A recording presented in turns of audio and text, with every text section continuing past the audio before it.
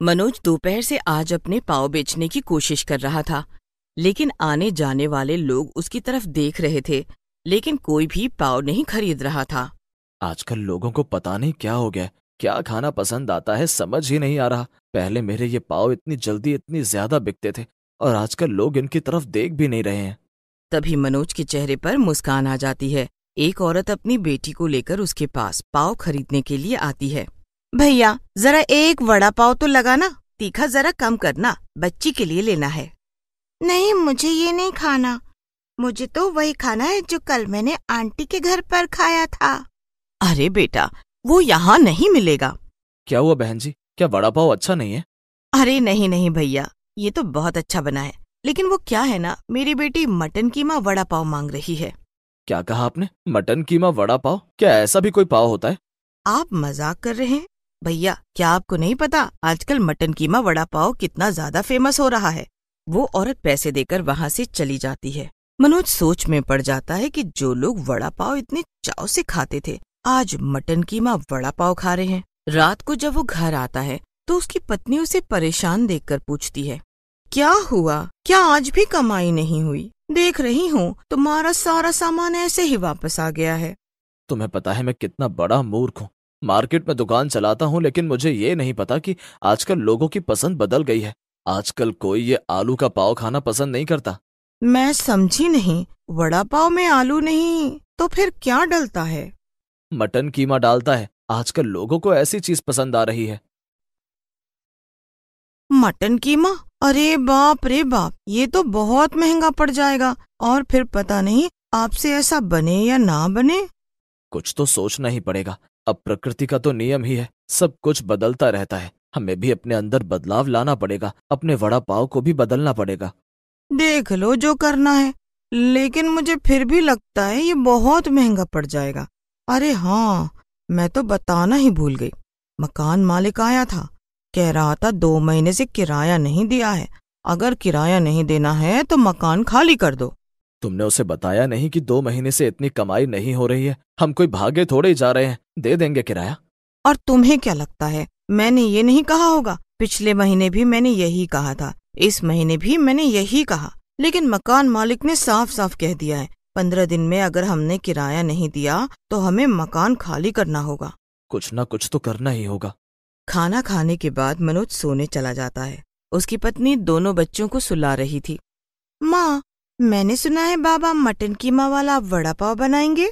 बेटा, अभी उन्होंने ऐसी कोई बात नहीं की है, बस सोच रहे हैं वो। माँ, कल सुबह मुझे पैसे दे देना, मेरी कॉपी भर गई है, मुझे नहीं खरीदनी है। पढ़ाई लिखाई तो तुम लोग करते नहीं हो, और कॉपी तुम्हारी ऐसे भर जाती है, मुझे तो लगता है तुम उसके पन्ने फाड़ कर फेंक देते हो। माँ, ऐसा तो मत कहो, मैं पढ़ाई में अच्छा हूँ। मेरी कॉपी देख लो, सचमुच में भर गई है। वो उसे सोने के लिए कहती है, और उधर मनोज सोच रहा था कि मटन कीमा शुरू करूं तो कैसे करूं, उसे कैसे तैयार करूं, वो लोगों को कैसे पसंद आए, कितना खर्चा आएगा, और फिर उसका क्या दाम रखूं कि लोग उसे खरीदे। इसी उधेड़बुन में सुबह हो जाती है। अगले दिन मनोज दुकान नहीं खोलता और मार्केट में जाकर मटन कीमा का रेट पता करता है। क्या हुआ भैया, तुम तो वड़ा पाव बेचते थे, आज यहाँ पर मटन कीमा लेने आए हो? परिस्थितियों के साथ अपने आप को बदलने की कोशिश कर रहा हूँ। सोच रहा हूँ कि मटन कीमा वड़ा पाव बना दूं, लेकिन ये तो मेरे बजट से ही बाहर जा रहा है। अरे मनोज भैया, आपको कितने सालों से जानते हैं, ले जाओ, बाद में दे देना, थोड़ा बहुत उधार तो मैं भी कर लूंगा। नहीं नहीं भैया, उधार पर कुछ नहीं लूंगा। इससे तो अच्छा होगा कि तुम मुझे थोड़ा सस्ता दे दो। देखो भैया, 10-20 रुपए कम कर दूंगा। अब घोड़ा घास से दोस्ती करेगा तो घोड़ा खाएगा क्या? मनोज घर आ जाता है, सारी बात अपनी पत्नी को बताता है। उसकी पत्नी, पहले तो मुझे ये बताओ, क्या तुमने पक्का फैसला कर लिया है कि तुम मटन कीमा पाव बेचोगे?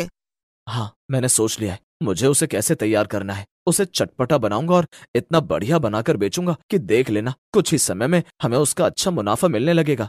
वो बात तो ठीक है, लेकिन आपको पता भी है मटन कीमा का वड़ा पाव कैसे बनता है? नहीं, मुझे नहीं पता, लेकिन ऐसा नहीं है कि मैं सीख नहीं पाऊंगा। मेरे दोस्त के पास में मोबाइल फोन है, मैं उससे कहूंगा कि वो मुझे थोड़ी देर के लिए अपना फोन दे दे, और फिर मैं सीखूंगा कि कैसे बनता है।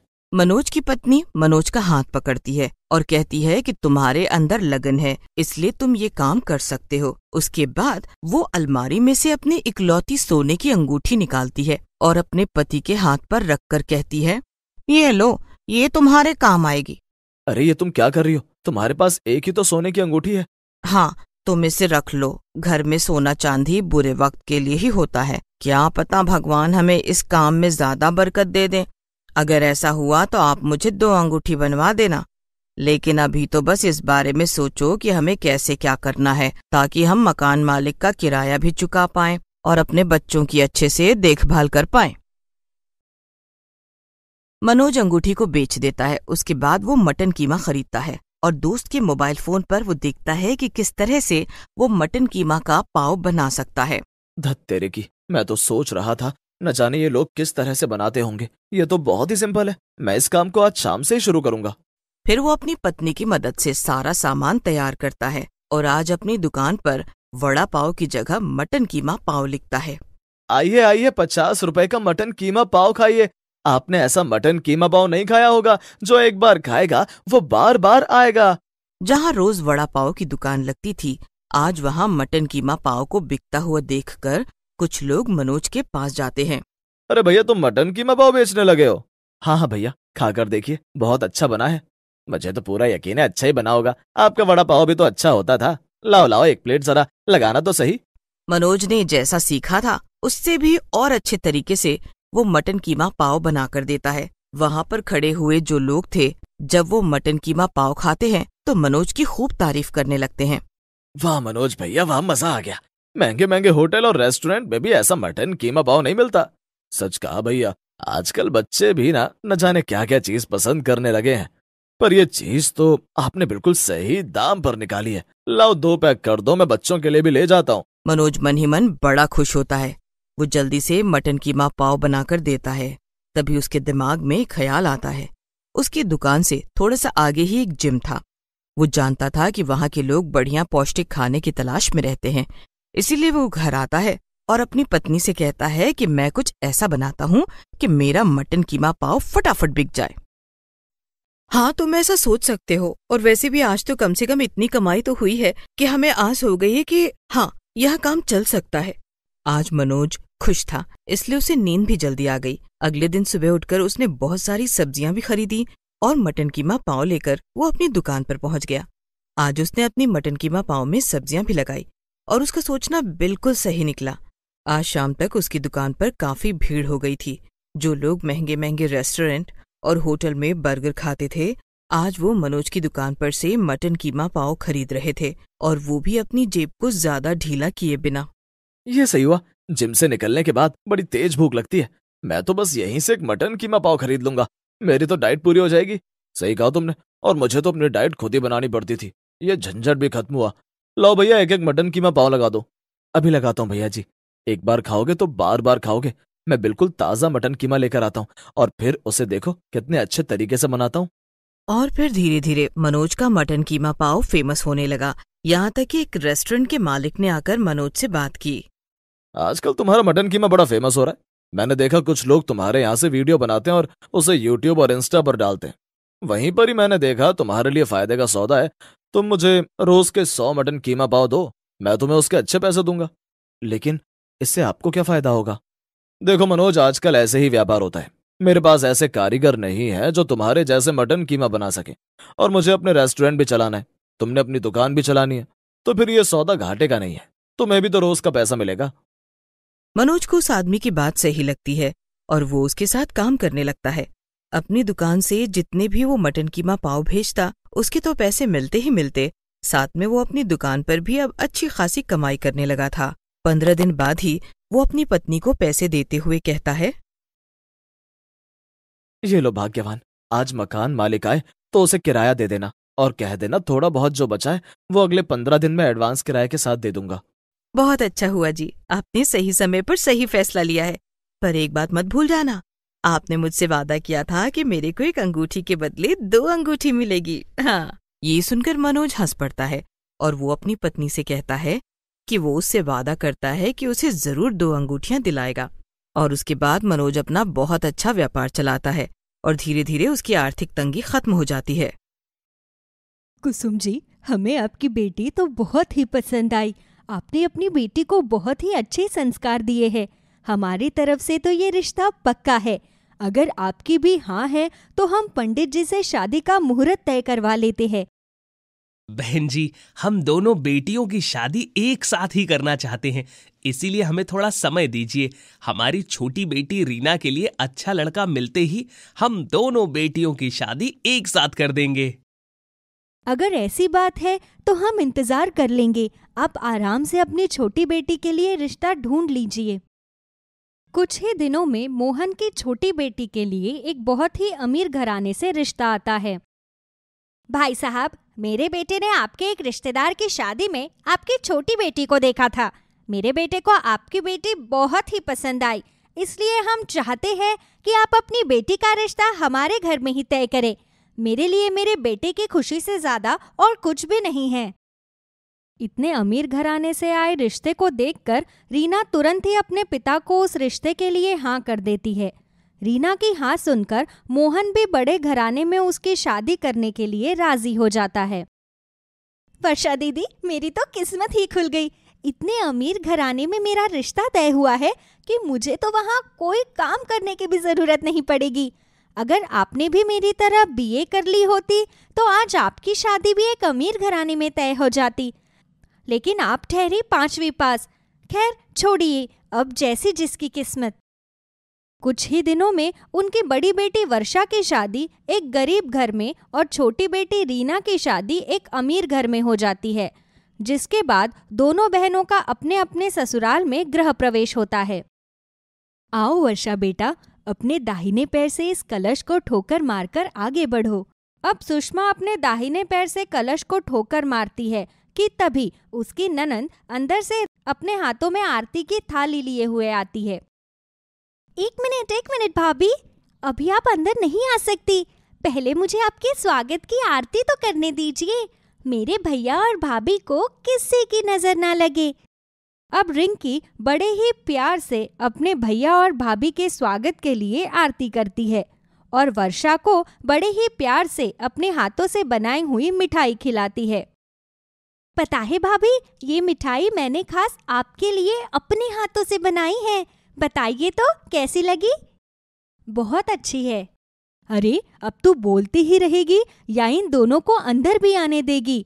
आ जाओ बेटा, तुम दोनों अंदर आ जाओ। जहां वर्षा के ससुराल वाले उसका स्वागत बहुत ही अच्छी तरह करते हैं, वहीं दूसरी ओर उसकी छोटी बहन रीना के साथ उसके ससुराल वाले बड़ा ही औपचारिक व्यवहार करते हैं। यश जी, क्या कोई हमारा स्वागत नहीं करेगा? नई बहू जब घर में आती है तो उसके स्वागत के लिए आरती की जाती है और कलश गिराकर घर में उसका स्वागत किया जाता है। अरे रीना, ये सब फालतू की चीजें हैं। हम मॉडर्न लोग हैं, हम इन सब चीजों को नहीं मानते। चलो अंदर चलते हैं। रीना अब यश के साथ अंदर जाती है तो उसकी सास और ननंद दोनों ही ड्राइंग रूम में बैठकर टीवी देख रहे होते हैं। उन दोनों में से कोई भी रीना की तरफ देखता भी नहीं और ना ही वो रीना के साथ नई बहू के घर में आने की कोई रस्म पूरी करते हैं। तुम माँ और प्रिया को क्या देख रही हो? चलो हम अपने रूम में चलते हैं। अमीर घर के लोगों का ऐसा व्यवहार देखकर रीना को बहुत ही अजीब लगता है। वो मन ही मन सोचती है, मुझे तो लगा था अमीर घर में शादी करके जाऊंगी तो वो लोग बहुत ही अच्छी तरह से मेरा स्वागत करेंगे, लेकिन इन लोगों ने मेरा स्वागत करना तो दूर, मेरी तरफ ठीक से देखा भी नहीं। दोनों बहनों की शादी को कुछ दिन बीत जाते हैं। तभी वर्षा का पति उसे मूवी दिखाने के लिए बाहर ले जाता है। सुरेश जी, आपको पता है, मैंने अपनी जिंदगी में पहली बार थिएटर में पिक्चर देखी है। आज से पहले मैं कभी किसी के साथ मूवी देखने नहीं गई। अच्छा, ऐसी बात है। अच्छा चलो, अब मैं तुम्हें कुछ खिलाता हूँ। जब मैं स्कूल में पढ़ता था तो यहाँ पर मंगलू अंकल की स्पेशल पाव भाजी खाया करता था। चलो आज मैं तुम्हें वही खिलाता हूँ। वहीं एक अमीर घराने में शादी होने के बावजूद भी रीना बिल्कुल भी खुश नहीं थी। यश जी, जब से हमारी शादी हुई है तब से हम एक बार भी बाहर घूमने नहीं गए। चलिए ना, हम मूवी देख कर आते हैं। मैं बहुत टाइम से थिएटर में मूवी देखने नहीं गई।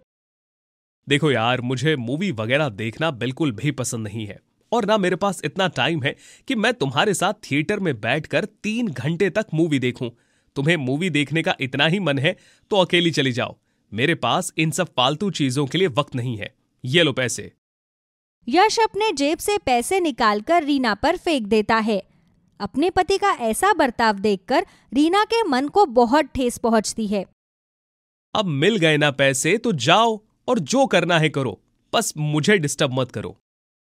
नहीं, रहने दीजिए, मुझे पैसे नहीं चाहिए। मुझे तो बस आपके साथ मूवी देखनी थी। अब अगर आप भी मेरे साथ नहीं चलना चाहते तो मुझे भी कोई मूवी नहीं देखनी। ये लीजिए आपके पैसे। अपने पति को उसके पैसे वापस देकर रीना कमरे से बाहर चली जाती है, लेकिन उसके बाद भी यश को कोई फर्क नहीं पड़ता। वो अपने पैसे लेकर घर से बाहर चला जाता है। तभी अचानक शाम को रीना की तबीयत खराब हो जाती है, तो वो यश को फोन करती है। यश जी, आप जल्दी घर आ जाइए, मेरी तबीयत कुछ ठीक नहीं है। प्लीज घर आकर मुझे डॉक्टर के पास ले जाइए। अभी शाम तक तो तुम बिल्कुल ठीक थी, अचानक क्या हो गया तुम्हें? थोड़ा बुखार जैसा लग रहा है, सर में भी बहुत दर्द हो रहा है। आप प्लीज जल्दी आ जाइए ना। देखो, मैं अपने दोस्तों के साथ एक पार्टी में आया हूं, इसीलिए सुबह तक ही घर आऊंगा। तुम माँ या प्रिया से कह दो, वो तुम्हें डॉक्टर के पास ले जाएंगी। और प्लीज अभी मुझे फोन करके डिस्टर्ब मत करना। यश की बात सुनकर रीना को बहुत बुरा लगता है, पर फिर भी वो उसकी बातों को नजरअंदाज करती हुई अपने सास और ननंद के पास जाती है। लेकिन वे दोनों भी उसकी बातों पर कुछ खास ध्यान नहीं देते और उसे अपने फैमिली डॉक्टर का नंबर देकर वापस भेज देती है। हे भगवान, इन्हें तो मेरी तबीयत की भी कोई फिक्र नहीं है। इन लोगों की अमीरी देख करके ये कैसे घर में शादी कर ली मैंने। अगर मैं अपने घर पर होती तो अभी तक माँ ने पूरा घर सिर पर उठा लिया होता, और वर्षा दीदी तो पूरी रात मेरा ध्यान रखने के लिए मेरे पास ही बैठी रहती। रीना अब खुद ही अपने फोन से डॉक्टर को कॉल करती है। थोड़ी देर बाद डॉक्टर घर पर आकर उसका चेकअप करके उसे दवाई दे देते हैं। जब रीना की बीमारी में भी उसके ससुराल वाले उसका कोई ख्याल नहीं रखते तो उसका मन बहुत परेशान हो जाता है और उसे अपनी बड़ी बहन वर्षा की बहुत याद आती है। इस घर में रह रहकर तो मैं बस तंग आ चुकी हूँ। एक काम करती हूँ, वर्षा दीदी से मिलने उनके घर चली जाती हूँ। मैं भी तो देखूं उनके गरीब ससुराल में उनकी कैसी खातिरदारी हो रही है। बेचारी पूरे दिन घर का काम ही करती रहती होगी।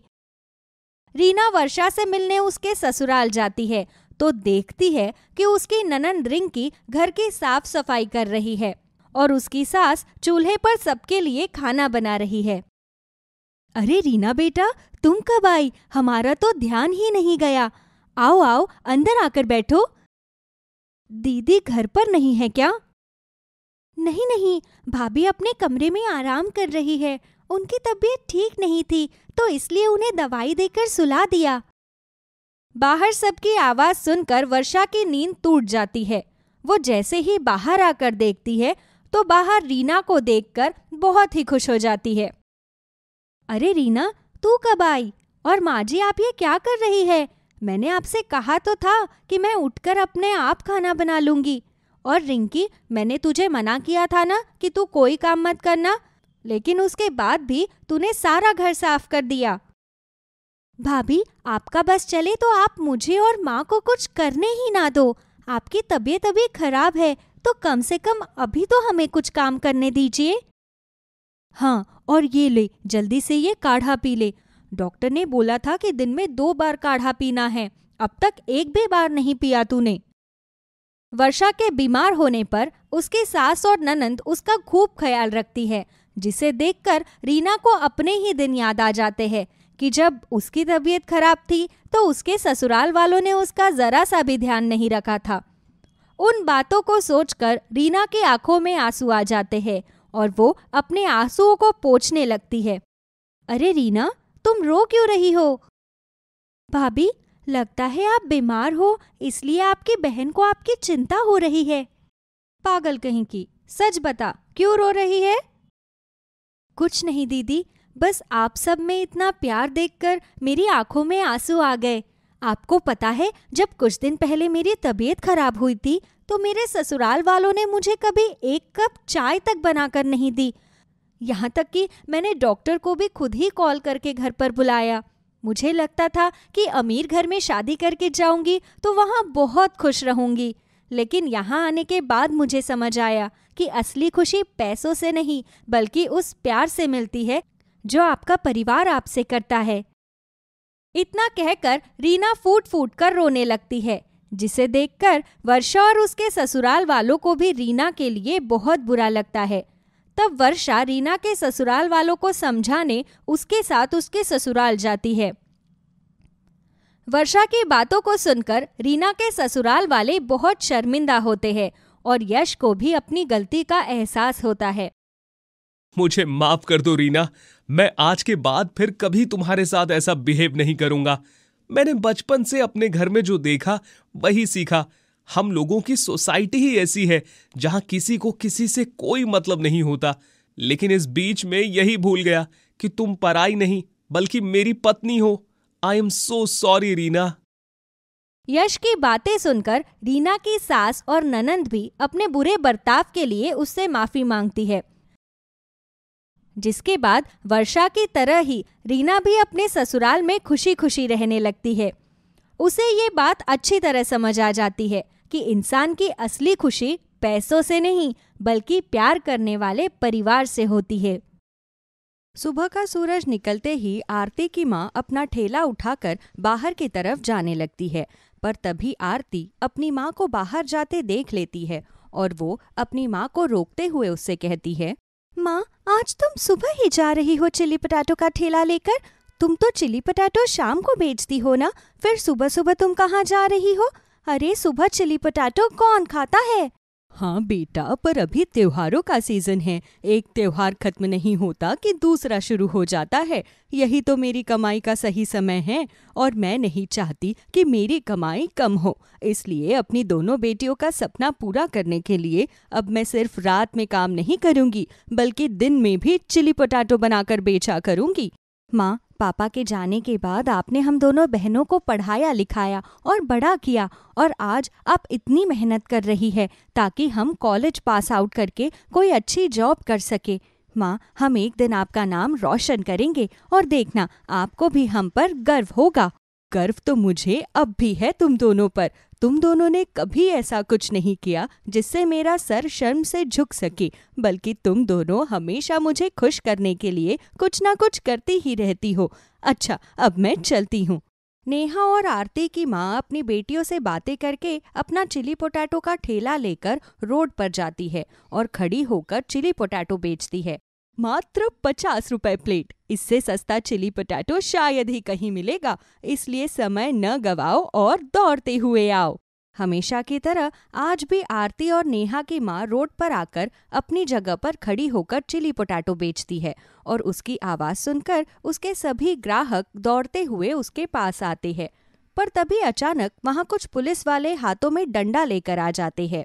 अरे बहन, जल्दी से अपना ठेला बंद करके चली जाओ यहाँ से। ये पुलिस वाला सरफिरा है, तुम्हें भी नहीं छोड़ेगा, तुम पर भी लाठी चार्ज करेगा। मुझे नहीं चाहिए तुम्हारे चिली पोटैटो। चलो बहन, अपनी जान बचाकर भागो यहाँ से। वहाँ खड़े सभी ग्राहक उस पुलिस वाले को देख वहाँ से डरकर भाग जाते हैं और वो पुलिस वाला और वहाँ खड़े सभी ठेले वाले लोगों पर लाठी चार्ज करते हैं।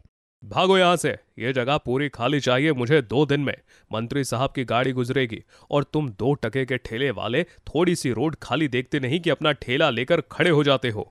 साहब, आप अगर प्यार से बोलते तो हम भी यहाँ से चले जाते, पर आप इस तरह से लाठी चार्ज क्यों कर रहे हैं? हमारे सामान मत फेंको, इससे हमारी रोजी रोटी चलती है। अगर आप हमारे सामान को इस तरह फेंक देंगे तो हम क्या खाएंगे और कैसे अपना घर चलाएंगे? हम गरीबों के पास ये सामान बेचने के अलावा कोई दूसरा काम नहीं है जिससे हम अपना घर चला सके।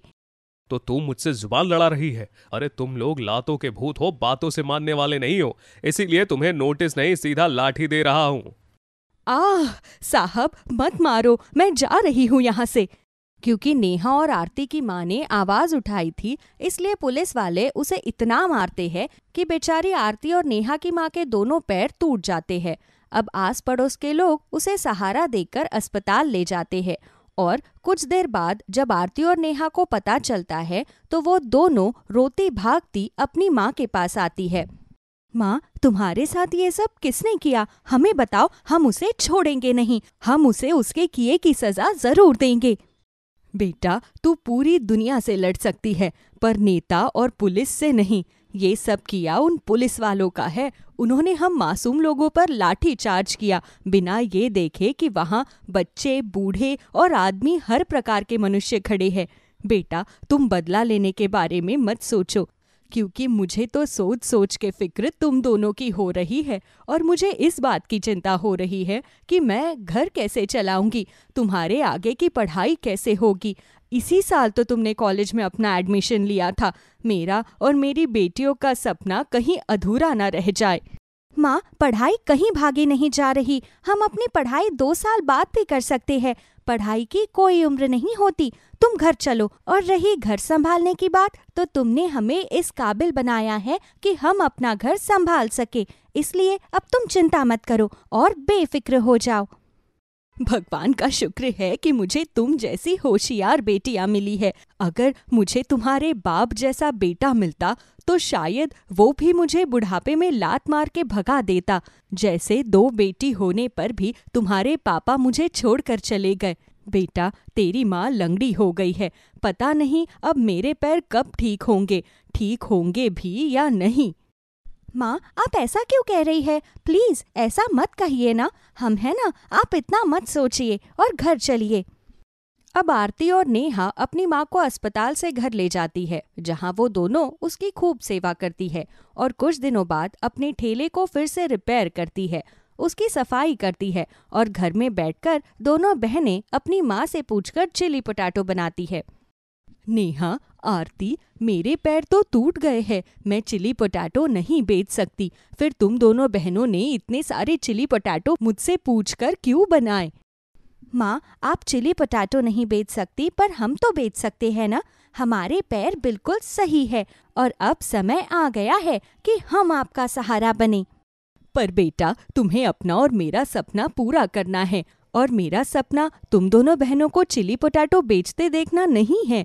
मैं तो चाहती हूँ कि तुम कोई बड़ा काम करो और इतने पैसे कमाओ कि सबकी बोलती बंद कर दो।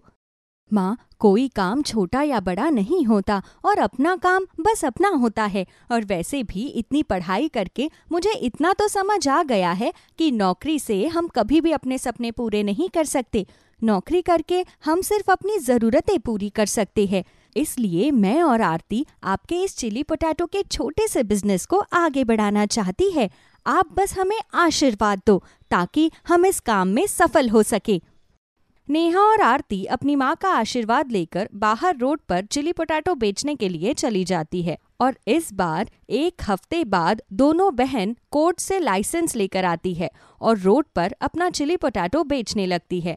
ऐसे ही एक दिन पुलिस वाले फिर से वहां लाठी चार्ज करने आते हैं और इस बार जैसे ही पुलिस वाला नेहा और आरती के ऊपर लाठी चार्ज करता है, वो दोनों बहन पुलिस वाले की लाठी पकड़ लेती है और उसे अपना परमिशन लेटर दिखाते हुए कहती है, सर, अगर आपने हमारे ऊपर लाठी चार्ज करी या हमें यहाँ से भगाने की कोशिश की या हमसे किसी भी तरह का हफ्ता मांगा तो हम आपकी कंप्लेंट कर देंगे, क्योंकि हमारे पास कोर्ट के ऑर्डर है। हम कानूनी रूप से इस जगह के मालिक है और इस जगह पर अपना कुछ भी सामान बेच सकते हैं और आप हमें यहाँ से नहीं हटा सकते, क्योंकि जमीन आपकी नहीं बल्कि सरकार की है।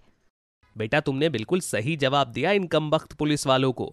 ये पुलिस वाले तुम ठेले वालों को तो क्या, हम दुकानदारों की भी दुकान बंद करवा देते हैं, जबकि हमारे खुद की ये जमीन है। पर अब इन पुलिस वालों की मनमानी नहीं चलेगी।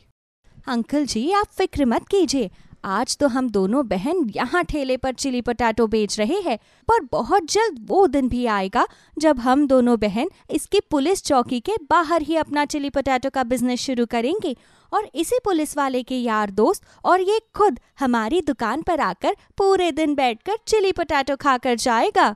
आरती और नेहा का कॉन्फिडेंस देखकर पुलिस वाला डर जाता है और बिना कुछ बोले वहां से चला जाता है, जिसके बाद दोनों बहनें बड़ी ही शिद्दत के साथ अपना चिली पोटैटो बेचते हैं। देखते ही देखते 2 महीने बीत जाते हैं और वो दोनों बहन अपनी माँ के इलाज के साथ कुछ पैसे भी जोड़ती है और आखिरकार एक दिन पुलिस चौकी के सामने एक छोटी सी दुकान लेती है और वहाँ चिली पोटैटो बनाकर बेचती है। हेलो इंस्पेक्टर अंकल जी, पहचाना हमें? देखो, मैंने जो आपसे कहा था वो करके दिखाया। आ जाओ, आपके लिए आज मेरी तरफ से मुफ्त का चिली पोटैटो है। पहचाना ना, बहुत अच्छे से पहचाना। तुम दोनों चिली पोटैटो बेचने वाली बहनों को मानना पड़ेगा। आखिर तुम दोनों ने अपनी जिद पूरी कर ही ली और बहुत अच्छी भीड़ भी है तुम्हारी दुकान पर। याद रखना, चाहे तुम इस दुनिया की इकलौती ही चिली पोटैटो बेचने वाली बहन क्यों ना हो, पर मैं तुम्हारी दुकान पर आकर कभी मुफ्त में चिली पोटैटो नहीं खाऊंगा। तो पैसे देकर खा लेना ना सर। दीदी, आप पुलिस वाले अंकल से बाद में लड़ाई कर लेना, पहले मुझे 1 प्लेट चिली पोटैटो दे दो। घर पर मेरी माँ मेरा इंतजार कर रही है। क्या माँ इंतजार कर रही है? बेटा, फिर तो हम तुम्हें सबसे पहले चिली पोटैटो देंगे। और वैसे भी हम अपने ग्राहकों को उनके पसंद का चिली पोटैटो देते हैं। ताने तो हम सिर्फ दूर खड़े खाकी वर्दी के पीछे बदतमीज और लालची मक्कार आदमी को देते हैं, जो गरीबों के पेट पर सिर्फ लात मारना जानता है और अपनी पावर का गलत इस्तेमाल करते हैं। आरती की बात सुनकर पुलिस वाला मुंह बनाकर वहां से चला जाता है और ये देख आरती और नेहा बहुत हंसती है और इसी तरह वो दोनों बहन एक साथ चिली पोटैटो बेचकर अपना कारोबार आगे बढ़ाती है और बहुत जल्द अलग अलग जगह पर अपनी छोटी छोटी चिली पोटैटो की ब्रांच खोलती है। बहुत जल्द उन दोनों की माँ भी ठीक हो जाती है और वो अपनी दोनों बेटियों से कहती है, 6 महीने में ही तुम दोनों बहनों ने इतनी तरक्की कर ली कि मैं खुद भी बहुत हैरान हूँ। इतनी सारी ब्रांच है, अब हर जगह हमारी एक ब्रांच है और तुम दोनों उसे कितने अच्छे से संभालती हो। अब मेरी बेटियाँ अकेली नहीं है, 2 दुकान तुम दोनों संभाल रही हो, 1 दुकान मैं संभालूंगी। अब कुछ जिम्मेदारी अपनी माँ को भी दे दो। माँ, ये सब कुछ तो आपकी ही बदौलत हुआ है, आपसे ही तो हमने सीखा है जिंदगी में आगे बढ़ना। तुम दोनों ने मेरा सीना गर्व से चौड़ा कर दिया है, अब मुझे और कुछ नहीं चाहिए। अब बहुत जल्द ठीक होकर आरती और नेहा की माँ भी अपनी बेटियों के बिजनेस में हाथ बटाती है और उनका कारोबार संभालती है। गर्मा गर्म पालक के पकोड़े लो, पकोड़े एक बार खाओगे और बार बार आओगे। अरे बहन, इस तरह तुम आवाज लगाकर क्यों परेशान करती हो? तुम जानती हो ना, तुम्हारे यहाँ आते ही भीड़ इकट्ठा हो जाती है, उसके बाद भी तुम चिल्लाती हो। अब क्या करूं भाई साहब, मेरा काम ही यही है। अब अपना काम करने में क्या परेशानी होगी? और वैसे भी मुझे तो आवाज लगाकर लोगों को बुलाने में मजा आता है, खासकर जब आप मुझे मना करते हैं। सोनी की बात सुनकर अब वहाँ खड़े सभी लोग हंसने लगते हैं। दरअसल गरीब सोनी पति के जाने के बाद अकेले ही पालक के पकोड़े बेचकर अपने घर का खर्चा उठाती। उसकी 2 बेटी भी थी, निशा और रूपाली। सोनी पालक के पकोड़े बेचकर अपनी बेटियों की पढ़ाई पूरी करवा रही थी। ऐसे ही एक दिन, माँ, अब तो तुम्हारी बेटियाँ बड़ी हो गई है, देखना बहुत जल्द हमारी पढ़ाई पूरी हो जाएगी और उसके बाद हम सबसे पहले तुम्हें घर में बिठाएंगे, क्योंकि अब हमें अच्छा नहीं लगता तुम इस उम्र में भी पालक के पकोड़े बेचकर हमारा ख्याल रख रही हो। आखिर हमारी भी कोई जिम्मेदारी है, हम भी तो अपनी जिम्मेदारी को बखूबी संभालेंगे न माँ? हाँ माँ, अब कुछ जिम्मेदारी हमारे कंधों पर भी आनी चाहिए। वैसे भी हमारा छोटा भाई अभी बहुत छोटा है, उसकी पढ़ाई का भी खर्चा है और कहीं ना कहीं आप भी थोड़ी बीमार रहती है, तो आपकी दवाइयों को भी तो देखना है। बेटा, जिसकी तुम दोनों जैसी बेटी हो, भला उस माँ को किस बात की फिक्र हो सकती है? पर अभी तुम दोनों की पढ़ाई पूरी नहीं हुई है और तुम दोनों इतनी भी बड़ी नहीं हुई हो जो सारे फैसले खुद ही कर लो। अभी तुम दोनों 12वीं क्लास में ही हो, पहले 12वीं पास करनी होगी, फिर कॉलेज खत्म करना होगा, उसके बाद ही तुम कहीं नौकरी कर पाओगी। और अगर मैंने अभी से ही पालक के पकोड़े बेचने का काम बंद कर दिया तो मैं तुम्हारे छोटे भाई को कैसे पढ़ा पाऊंगी?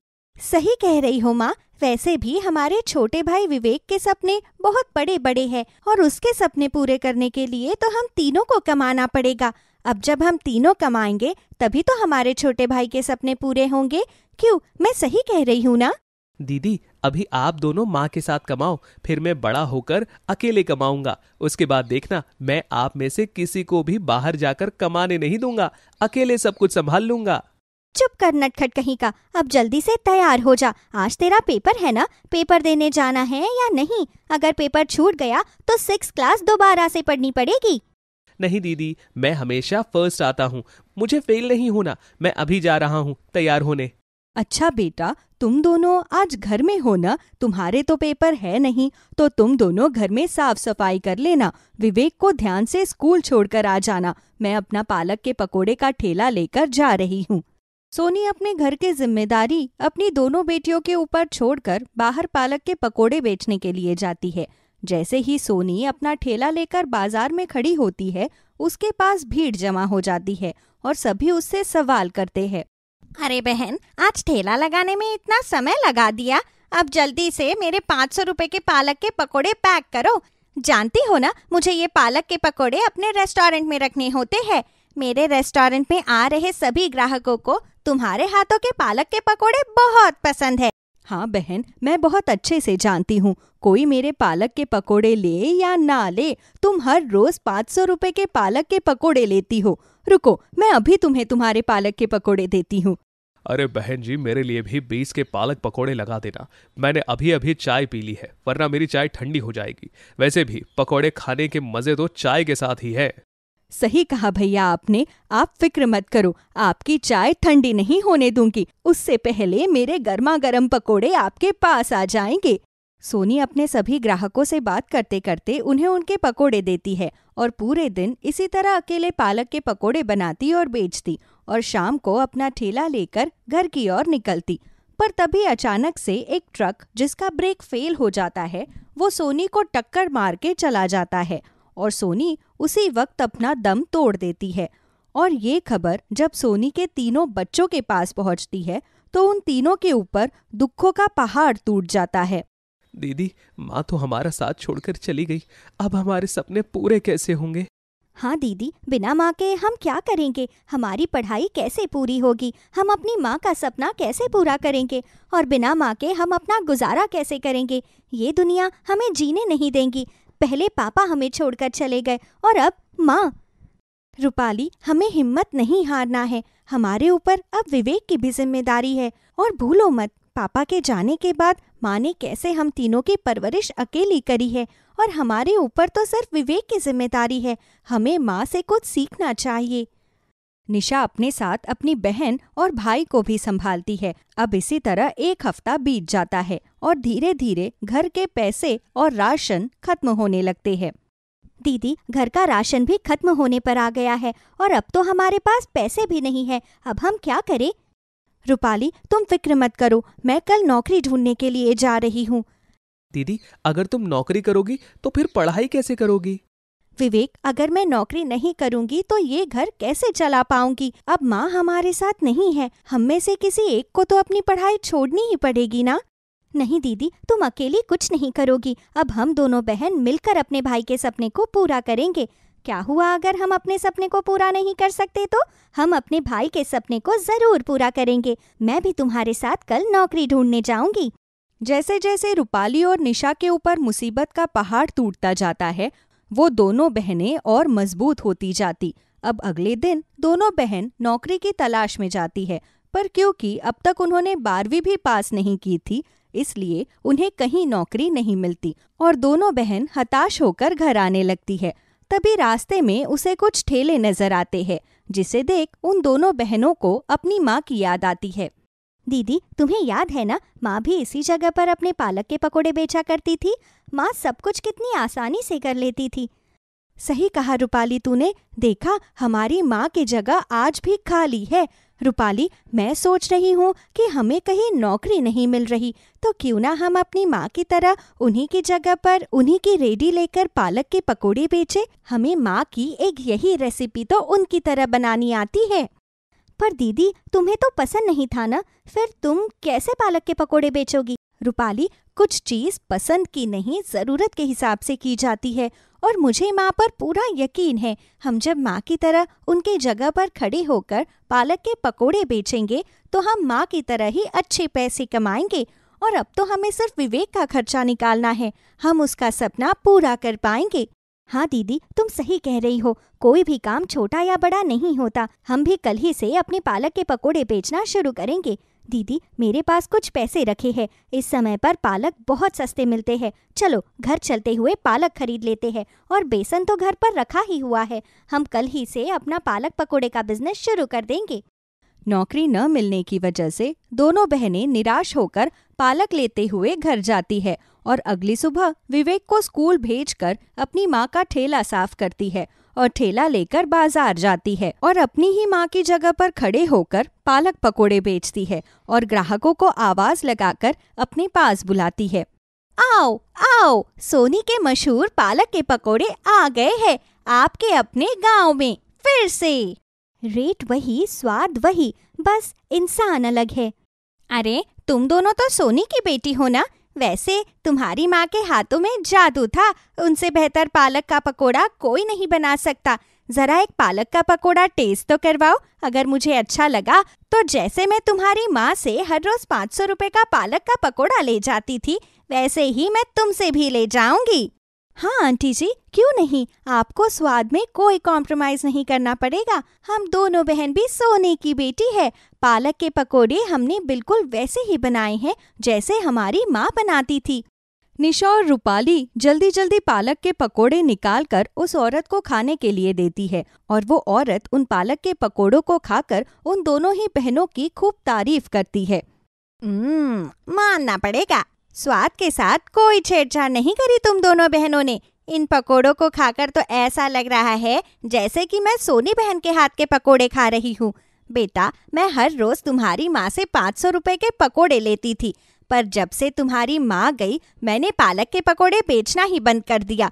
पर अब सोच रही हूँ कि फिर से मैं अपने रेस्टोरेंट में पालक के पकोड़े रखना शुरू कर दूँ। वैसे भी मेरे दुकान पर जो भी ग्राहक आता है वो पालक के पकोड़े ही डिमांड करता है। अरे ये तो बिल्कुल वैसे ही पालक पकोड़े की खुशबू है जैसे सोनी बहन बनाया करती थी। बेटा, कहीं तुम दोनों सोनी बहन की बेटी तो नहीं हो? अरे भैया, तुमने बिल्कुल सही पहचाना, ये दोनों बहन सोनी बहन की ही बिटिया है, तभी तो इतने स्वादिष्ट पालक के पकोड़े बनाकर बेच रही है।